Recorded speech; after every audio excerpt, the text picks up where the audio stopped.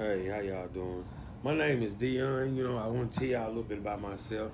I'm from a country town called Harsel, and I was born and raised there. And you know, uh, I've been through a lot of stuff in my life. And I just want to tell you a little bit about me and what I've been through. You know, I was on drugs and stuff. Selling drugs and doing all that. And I got shot. I got shot in the back of the head. I got shot all in my back spine. I got shot all in my legs, and I had to learn how to walk and talk again. You know, and I thought that I wasn't gonna never learn how to walk or talk again. And when I got shot in the back of the head, and I said, Lord Jesus, please don't let me die. I got a son, and he told me to turn my head to the left hand side and let the blood flow out of my mouth and breathe out of my nose slow. And I said, I gotta use the bathroom. He said, if you use the bathroom on yourself, you're gonna die because your feces is gonna kill you. He said, I'm gonna put you back in your body. I was like, where you at? Where you at? I was like, who is this talking to me? Where you at? Where you at? He said, I am in you and you in me. And he said, don't forget. Don't use the bathroom because your feces is gonna kill you. Just breathe out your nose slow and you'll live. And I lived. And the next morning I woke up, my mouth was wired up. They said I wasn't gonna never be able to walk again. My stomach, I got my guts blowed out. But saying, and this is what I want to say, some of us sometimes we get woke up and we get rude awakenings and we be thinking that it's us, oh man, it was the drugs that made me my heart and stuff to keep beating. The whole time it was God. And then we don't want to sit and accept the fact that it is a God. And God is working through us, you know what I mean? But I really didn't know that. I kept on pushing, doing drugs, thinking because I was high, that I did it. And we lead into our own understanding that be messed up. But God really, sometimes you gotta go through something to understand where you wanna be and how you wanna be. And it took me a minute, man, and I'm still trying to, be strong and trying to go on and trying to live a productive life. But some of us, man, we've been in and out of institution all our life. So the institution that raised us. And then it's like a circle. You know what I mean? They get you on probation. When you on probation and they put you back out here, and half of the people they put back out here, they've been locked up so long, they can't relate to society. So it's a circle. Then you got them paying all these fines up here and doing all this stuff. They don't even know how to live. How can they live and they been in prison all their life? They don't know what it takes to live. Then you got them paying these fines, and then when they paying the fines, if they don't pay them, they going back to jail. How can somebody get ahead and get out there? That's hard, man. How? How can you restart your life like that? You got these folks you got to pay all this money to. Then you got light bills, rent, food. Then you ain't got no car. How you going to get back and forth to work? You got to pay somebody to take you to work. Then, okay, half of the people that went to prison for selling drugs and they get out and try to get jobs, they can't get no good job because guess what? They have drug cases. And half of them got an assault case. They can't even get no good job. Can't even find nowhere to stay because don't want nobody want to rent to them because they done been to prison and they got felonies. How can you win in a situation like that? You can't, man. Nothing from nothing leaves nothing. And then it's just like, it's so crazy because it's like $1 million industry. And you got these folks, it's getting paid. They investing all their money into this prison and making millions. Instead of rebuilding people and trying to help people get their life back together. Then you got people down here in this prison for DUI. You know what I mean? You got people for DUI. You got people for drug cases. Down here with murder cases. These folks got murder cases, 3 and 4 life sentences. You got other people that got 5 life sentences, life without. And you up in there with them. And you ain't got nothing but a drug case? I can see about fentanyl and all that stuff killing folks, but cocaine, weed, and all that stuff, man. I mean, help them change. Give them a reset. Help them reset, because prison do not rebuild you. It make you worse than you was when you go, because you're around the most grimiest folks in North Alabama, and they showing you how to run all kind of games and skits. You know what I mean? And then you got people down there. When I was down there, man, so many people had died. It was pitiful. The health care bad. You know what I mean? You know, some of them people that went, you know, and they ain't got them bad of a charges to go down there and die. It's because this man just stabbed them and they don't like him over a bag of potato chips. See, some people don't know how it been and how it is. I'm telling you facts. I done been there. You know what I mean? You owe somebody 3 bags of potato chips. This they life, this how they eat. They gonna kill you, man. Over 3 bags, 50-cent potato chips. Then you got guards down there. It's really paying. Like, you get smart with one of them guards and y'all get into it, they'll pay somebody to do something to you. I mean, it's really going down, man. These folks really got it bad. They ain't running it the way they supposed to run. These folks ain't running their prison the way they supposed to run it. You go up north, everybody section off. In Anderson, Indianapolis, you go up there, everybody section off. They prison, them folks in there learning stuff. They got schools. When you go into school, and you finish school, the college classes and all that, they cut your time so you can get out and you can be a productive citizen. But these folks down here, man, they ain't doing nothing but killing. That's all they doing in the prison. That's it.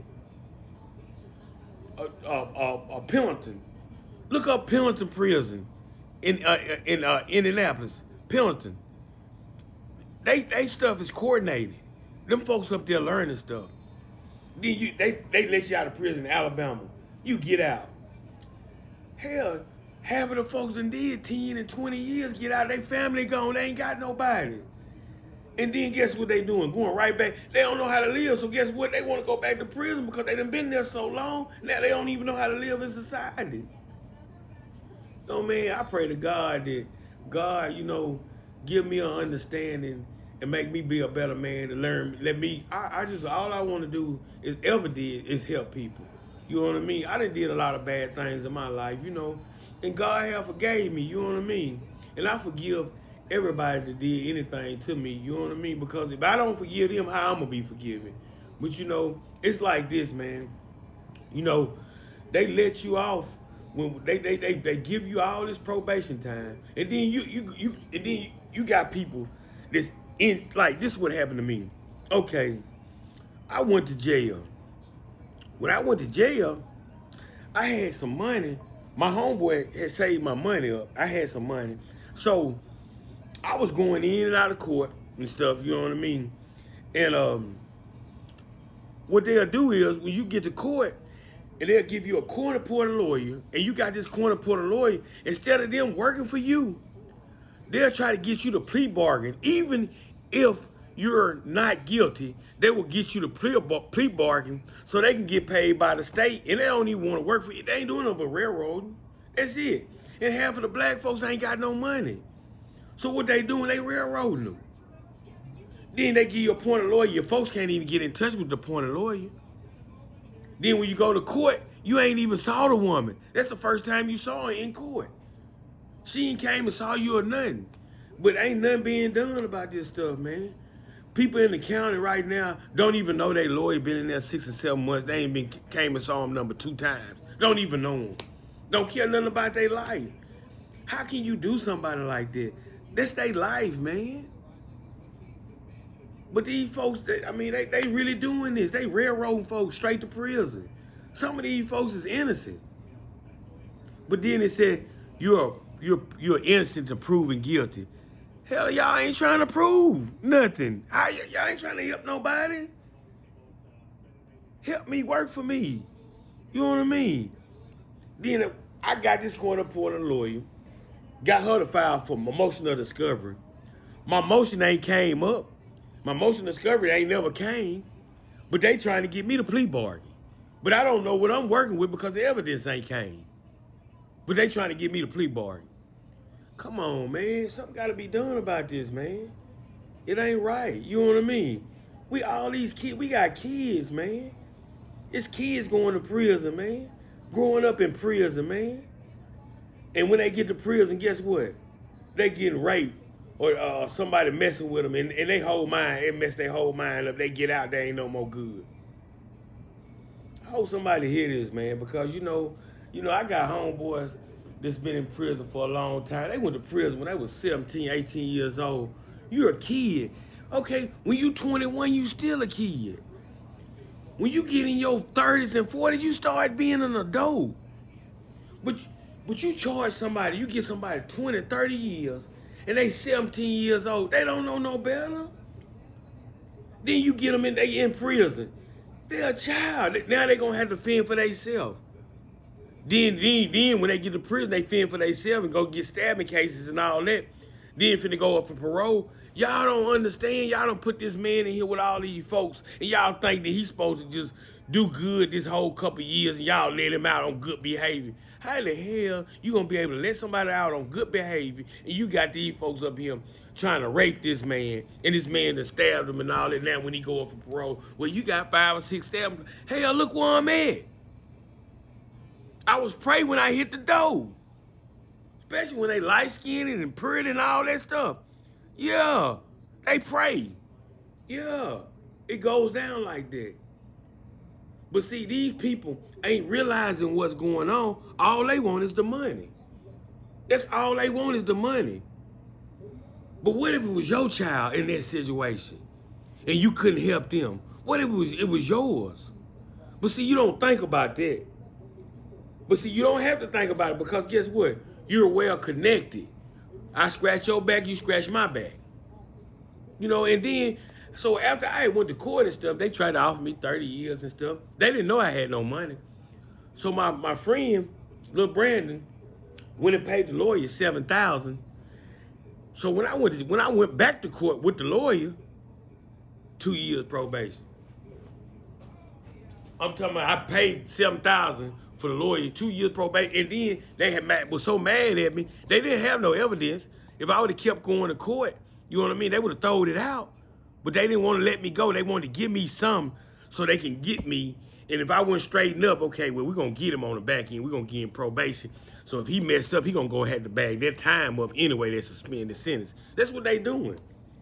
They'll give you probation, and you feel like, oh, I got probation. No, all they doing is putting a noose around your neck and waiting for you to trip yourself. One little case or one little charge, they're going to violate you and send you to prison. And sometimes they give you 2 or 3 times, though. They just do that to make it look good. You on probation, you get caught with an open container. Just an open container. Now you're going to have to bag that probation time up and you messed up. You know what I mean? But, it's just messed up, man. It should be, something need to be done about this, man. Man, I pray every day, man, that I got my mind together, my mind together, so my kids, I could just help them, and I don't want them to go through nothing like that because my mom and my dad, everybody gone. So if I don't have no money to help my kids, they're going to go through the same things that I went through. And Lord Jesus, please have mercy on my soul. I don't want to see my kids in no situation like that. And I ain't been the best person in the world myself. I'm just now getting my mind and finding myself. It took me a minute to find me and myself. And I'm still searching and finding myself. But hey, man, y'all pray for me, man. And let's just pray for these lawyers and all this, bro. Because, eventually something gonna happen. You know what I mean? Because it's real wrong, man. You got, man, I was in prison, man. 3 vans pulled up from Birmingham. 3 buses. You know how many 17 and 18-year-old kids that had murder cases, man, they ain't never seen home no more. And then they going to hold the kids, 17, they going to hold them until they give of age. Then they going to certify them, you know what I mean? And then they going to prison. A child, man. A fucking child. Then your mama can't help you. Nobody can help you. And you got people sitting up there. You got real creeps, man. This really, man, it's a trip. You know what I mean? And man, you know, I just pray somebody hear this, man, because I mean, you know, if you got a heart and you got kids, man, like I told you, man, 21 years old, you ain't grown in 21 years, man. You 21 years, you ain't grown, you still a kid, man. You know what I mean? It take for you to get in your 40s and your mid 30s to be grown, man. You still gonna do some childish things. You know what I mean? You feel me? But so, you know, I'm just saying this, you know, it need to be, this is what needs to really go on, man. It need to be like when they like mental health people. Okay, check this out. When they shut the mental health facilities down, like, see, that's all that's in prison is mental health. You know what I mean? When they shut the water center down and they shut all them people down, all them places down to keep the mental health folks and help the mental health folks and all that stuff. When they freed them folks from mental health and them folks went on their meds and all that stuff, now it's folks in there for mental health that can't even function. Got 50 to 100 years to all kind of stuff. It ain't nothing. That's all in prison, mental health. But then y'all sit up and like, okay, yeah, okay, he mental health. That's why he did that. He take medicine. His mind ain't right. You know what I mean? He need help. You know what I mean? So you got a mental health person. Then you got he living with this family, and the family, they mind ain't right because the son mental health too. You know what I mean? And they trying to get the son some help and trying to help themselves at the same time. It's just, it ain't mixing, man. But I mean, the government did it though. When they shut all that mental health down and all that old stuff, that's all in there is mental health. You know what I mean? And you got people in there. They just gave my homeboy Tim Price 100 and some years. 30. They messed that man up. That man didn't even rape that woman. You know what I mean? He didn't rape the woman. He didn't do nothing. They threw his rape case out, all that stuff, and they charged him with a sodomy. If you're going to throw a rape case out, how you going to turn around and charge him with some stuff like that? Come on, man. And the man is not like that. I knew him. He takes shots. He crazy, but he's not finna do nothing to no woman. I knew him. You know what I mean? Now he finna go to prison for the rest of his life. The woman wrote to folks and told the folks that he didn't do nothing. She was mad, and she just said that because she was mad. They still gave that man that time, man. She even wrote an affidavit saying that. You know what I mean? And you know, man, it's a crazy world, man. You know what I mean? It just, you know, I thank God for holding me, man. You know, I mean, for real. You know, it's just crazy, man. How this world is just set up, man. How these people, it ain't nothing but a money racket. That's all it is, man. What about the love for people, man? What if it was your child? What if it's your family? You don't think about that, though. Well, this is me, man. I am what I am, that what I could not be, I'll never be, no more or no lesser, man. And I'm praying for y'all. Y'all pray for me, man. That I be a better man.